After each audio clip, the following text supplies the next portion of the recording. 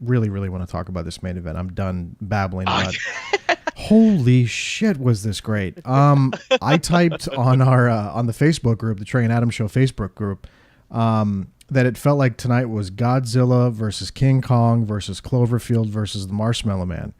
And it was just like the 4 biggest dudes they could find on the roster and just stuck them in the ring, and it was just so awesome. And there was even that fun little tease of, because I'm sure you've been paying attention to, all the Brock Lesnar potential, UFC stuff. And that could become a reality, but that's not so much a reality right now as so much as it will be, next year when his suspension resumes, if he decides to start undergoing USADA testing again. So that's something that I know there was talk of, like, what if they sit John Jones front row, but I don't think the WWE really wants to get in that game right now, because they're not.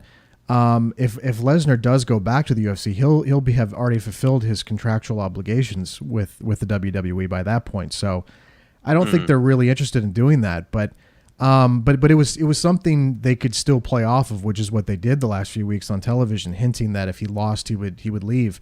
And because they did that, I noticed it really turned the thought process of a lot of people that talk on our message board on Facebook or comments I would see on Twitter, where people go, well, this is how they're gonna write Brock off the show. And I didn't think for a second Brock was losing tonight, but for some reason people really bought into that UFC coverage. And I'm sure it didn't help that John Jones was, after he destroyed Daniel Cormier in the 3rd round, he cuts a promo on Brock, basically saying, come to the UFC if you want to get your ass kicked by a guy that weighs 40 pounds less than you. So people got all, excited as they do. And I was excited when I saw him say that too, but by no means did I think that was even a reality for the next, 6 months to maybe even a year. But wow, Doug, did that really seem to make people think that he was going to lose tonight? And they even kind of had fun with it by having Braun destroy him and then bring out the stretcher, and then he comes back to the ring. And I just I thought they played that so well tonight and really messed with wrestling fans. And I always am a big fan when they can kind of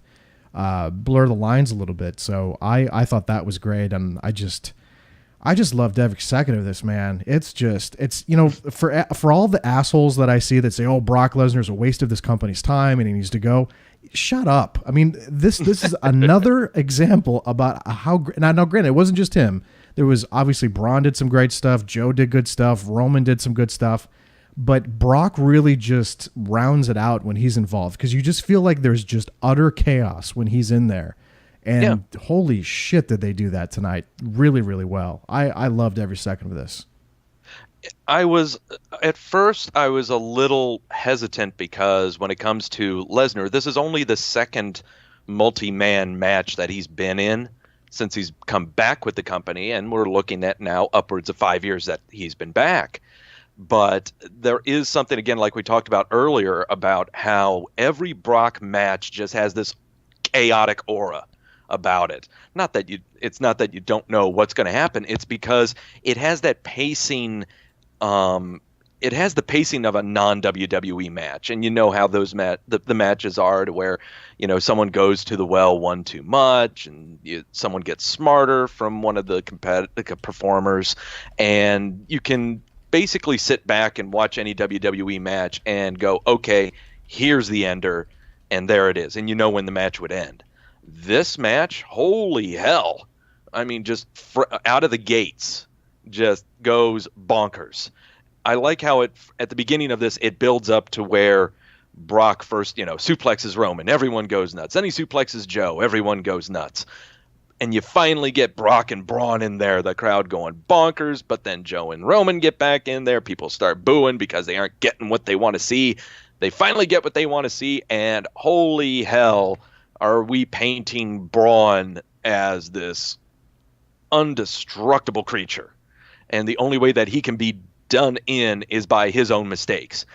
And that's kind of what happened a little bit in this match, to where throughout the match they're trying to make sure that Joe, Roman, and also Brock, when he returns, to make sure that he's out of the picture so that he doesn't come back. But this match in particular, when it comes to Brock, I never really thought that they would paint him as the ultimate babyface in this either. this whole being stretchered out and coming back, you don't see that Willis Reed aspect come out unless it's for a babyface of some kind. No one ever thought during the build of this match that this was him as the babyface. Okay, everyone was really anticipating that, oh, it's Roman because he's Vince's guy, and boo Roman, ba ba boo, you know.